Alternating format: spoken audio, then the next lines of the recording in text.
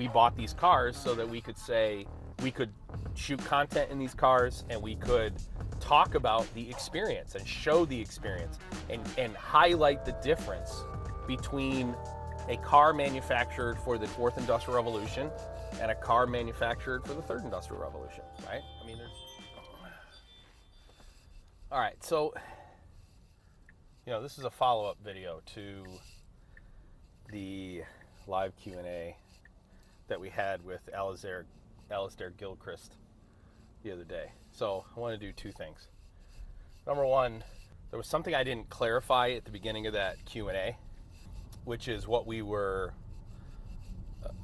what was the whole purpose of having Alasdair on the podcast. So I've read a couple of Alasdair Gilchrist books in the past. Like I think in 2017 was the last time I read one. He's a prolific author, great writer, and he's written lots of books on topics in IT and Industry 4.0. He's an EU guy. The whole reason that we invited him on the Q&A was because he had commented on, say, 8 or 9 of our videos on YouTube, and most of the comments were negative, and we don't really get negative comments that much. When we do get negative comments, we, depending upon who comments, like if they're if they don't have any authority in the space, or they're clearly trolling, we don't even respond to it. But Alasdair Gilchrist is, he's an authority in the space. At least, he writes books and people know who he is. So I have an obligation to respond to his comments. Okay, so I asked the team to reach out to him and see if he would come on the Q&A.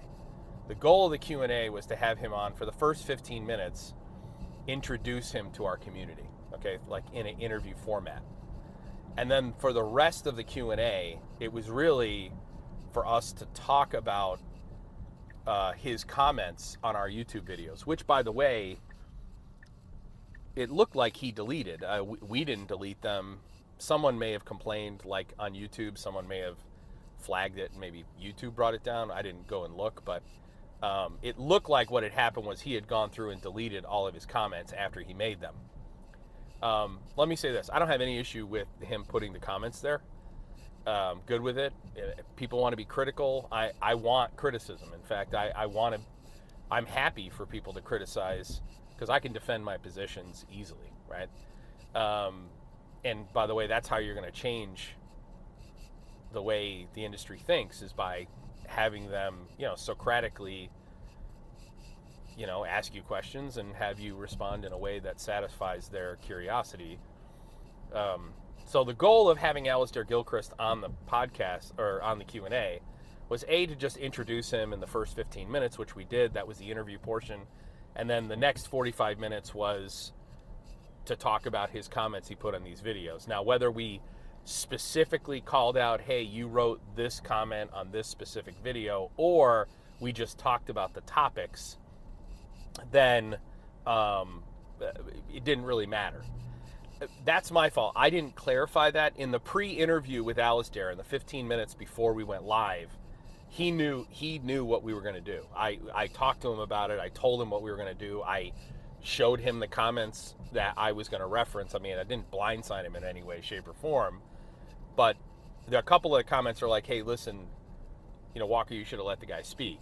And agreed. I did in the first 15 minutes. Yeah, I probably talked too much. I tend to do that. I'm not a professional interviewer. I'm a fucking engineer and an entrepreneur. So, I'll try to get better at that. I'll try to be more conscious of letting guests speak. But this session was meant to be adversarial. It was meant to be respectful, but adversarial, okay? Because Alasdair and I definitely disagree on many areas. Like, for example, Tesla is obviously an area.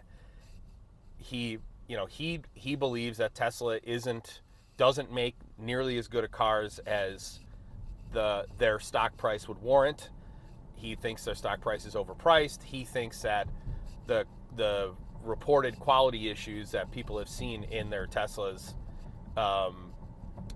is justification for, is a support for his argument that Tesla is not an Industry 4.0 company. Now, my argument is that Tesla is fully integrated from the ground to the cloud. Every car you buy from Tesla is part of the Tesla ecosystem. The consumer and the manufacturer are both connected to that vehicle 24 hours a day, 7 days a week in a symbiotic relationship. That is one of the tenets of Industry 4.0, right? Now, he and I also disagree on the definition of Industry 4.0. He sees a much more narrow definition, a definition that basically the EU owns Industry 4.0 and that standard and specification is what Industry 4.0 is. It is not. Industry 4.0 and the Fourth Industrial Revolution, they are synonymous. Why do we know that they're synonymous? All you have to do is go and, poll the industry. Industry 4.0 and Fourth Industrial Revolution are in and of themselves the same thing. Now, people in the EU may not see it that way, but that in practice, that's how it manifests. So, I'm not gonna. I operate in the real world. I don't operate in theory. I operate in practice and in result, right? Which brings me to the last thing. Okay, so I wanted to clarify. We've read the comments, and Alasdair didn't. I talked more than you normally would in an interview, but understand that with the Gilchrist conversation, only the first 15 minutes was interview, and the rest of it was a conversation centered around comments he made on our videos, because I felt like I had an obligation to respond to what he said, because he's obviously, he has some authority in the space, right? So, and I should defend my position. He made certain statements. So, when bringing it to the Tesla piece, I want to ask this question, which is this: if the reported quality issues in Teslas, and that is like things like some of the complaints are like doors aren't lined up. So like if you looked at the gap on a door, some people were saying that like the gap was closer at the bottom than it was at the top, and that kind of stuff. If that stuff is so important, right? If consumers really honestly care about that, just like look at the McLaren, right? Those are $300,000, $1 million cars, and if you look at the wing doors, there are lots of videos where the wing door hits on one side and it doesn't hit on the other. If that's so important, if that is so important for whether or not you make good cars, okay, then why is it that it doesn't seem like the consumer cares? Like that's the real world piece of it, right? I have to operate in the real world. And in the real world, the question is, if that's so important, why doesn't the consumer seem to care? Okay? And my argument is because people don't buy Teslas for the thing that they're driving off the lot, which actually for the thing that gets delivered to their door. They're buying Teslas for the experience, right? It's like driving a rocket. I mean, I'm in a Tesla right now, and the car is going to get better after you buy it. Like, that is a fundamental distinction. The Industry 4.0 companies who are Industry 4.0, digital companies who make products post Fourth Industrial Revolution, they make products that get better after you buy them. That is the distinction. And a Tesla is very much that thing. I actually shot a video yesterday. The reason I bring up that I bought 2 Teslas, part of the reason I bought the Teslas was so that I could speak knowledgeably and as an authority about what it is like to own a Tesla. I wasn't in the market. This isn't a toy to me. I bought a Tesla because we talk about Teslas all the time. I bought 2 of them because if I'm going to hold Tesla up as the standard for what a digital Industry 4.0 company manufactures, the products they take to market, then I better put my money where my mouth is. Okay, it's not me bragging about my toys or whatever. It's not about that, right?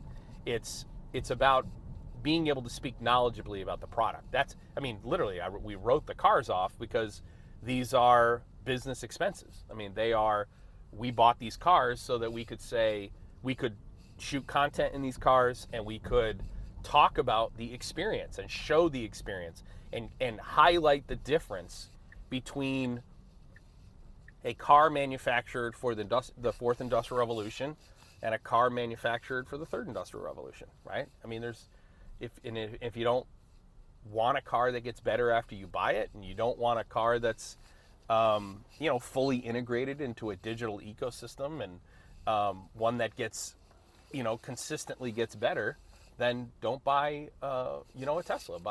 There are plenty of cars that you can go buy that are going to be exactly the same 10 years after you buy them. Okay.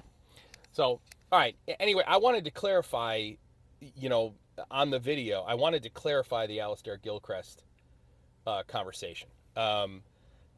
There's another video I'm going to shoot, which is the second clarification on, why is it that Industry 4.0 didn't take hold in the EU? Why is it that we're not, I'm going to talk about a couple of examples. Like, why is it that the Germans and the Japanese haven't been able to create successful Industry 4.0 digital companies, but America has? And my argument is that it has to do with culture. It's a cultural thing. It's not that there aren't innovative German engineers and there aren't innovative Japanese engineers. There are. It's that culturally in industry, their industry is approached much differently than it is in the States, and therefore the United States is better. It's a better environment for innovation. By the way, the United States is not a great environment for perfection, which is something that, or continuous improvement, which is something that the Japanese and the Germans have mastered. They're far better at continuous improvement and the perfection of processes than Americans are. But Americans are the innovators. I mean, and it's a cultural thing. And I'll shoot a separate video to talk about that and actually talk about some of my experiences, what I've actually observed. But even from a micro level, right? But even at a macro level, it's easy to see that that's the case. So anyway, hopefully that clarifies any lingering issues with the Gilchrist interview. Like, subscribe, blah, blah, blah, blah, blah, all that stuff. And we'll see you in the next one.